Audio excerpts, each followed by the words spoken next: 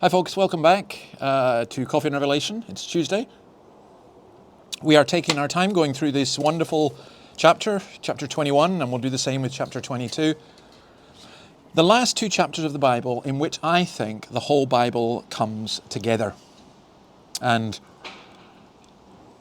there's just so much detail that we miss which reflects that. So for example, verse 19, the one we're looking at today, if you've got a Bible, look at Revelation 21:19.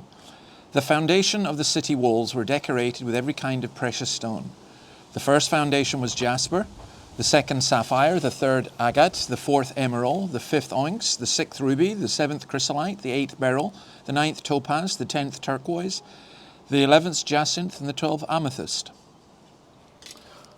Well, what is all of that about? Well, I think it's about great beauty. That's one of the first things. And I've been using a lot Nancy Guthrie's books, using lots of other books as well to help me understand, but I'm glad that some of you have picked up on this. I think Nancy is, perhaps along with Hendrickson, the most helpful for the normal reader like you or me. She says this, she quotes C.S. Lewis in The Weight of Glory. We do not want merely to see beauty, though, God knows, even that is bounty enough.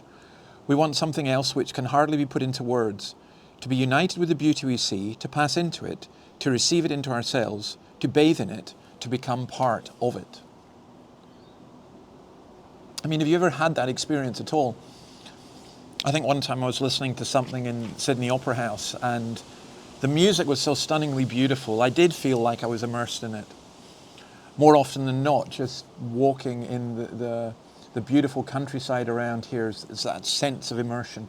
Sometimes in the context of worship together with God's people, there's that sense of immersion in beauty. And I think that is absolutely wonderful.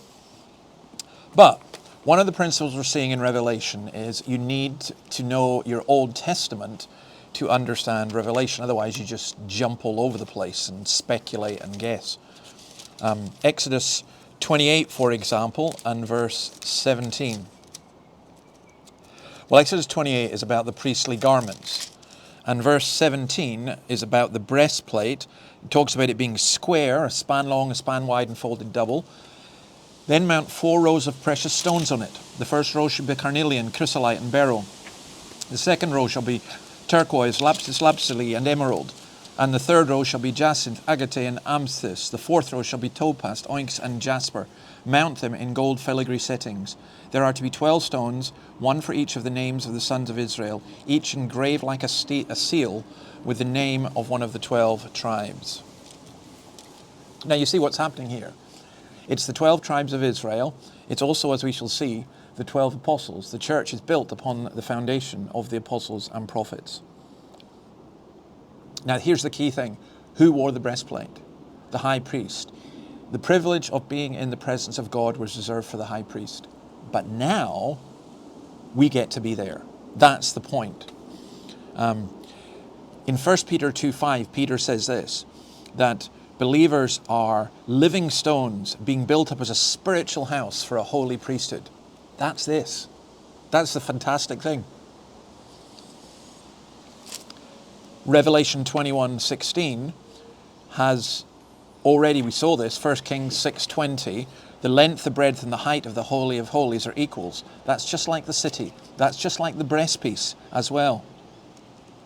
You find that spoken of in Exodus 36:16. So, you see what God is saying here? You see what we're being told?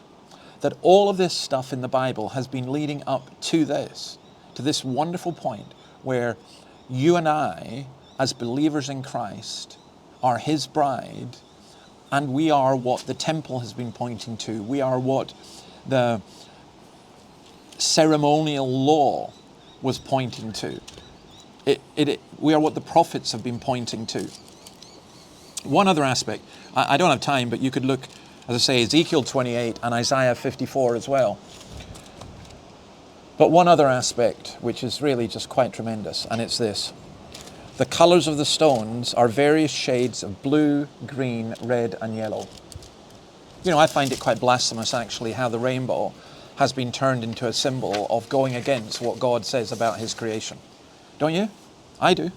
The rainbow is ours. The rainbow is God's. This is the rainbow. This is the real color. This is the real variety. This is the real glory. This is the real beauty. I can't wait, to be honest. I just can't wait. All the beauty I see around me here, it's just a shadow. It's a shadow of what is yet to be and what is yet to come. God bless you, and see you tomorrow. Bye.